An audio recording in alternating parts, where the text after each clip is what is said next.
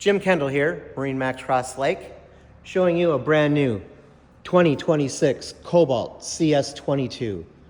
Bayside blue, Cabernet red with a caramel interior. We have a Phoenix tandem axle trailer, optional. Here we have Cobalt's flip down swim step.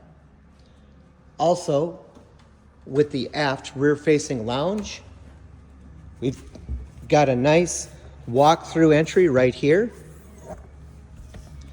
Very wide, spacious, and deep interior.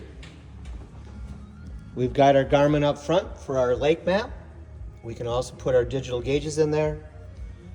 Digital radio, glove box. The seat over here, if we want to sit forward, all we have to do is grab this, pull it up, and bam, we're facing forward, enjoying the front view. Walk-through windshield opens up into the bow.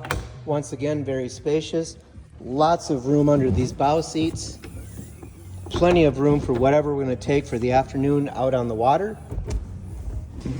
If we bring water skis and other stuff that we want, we do have a centralized ski locker. Plenty deep. That's it, everybody. Any more questions or want a personal viewing, please call us. Thank you.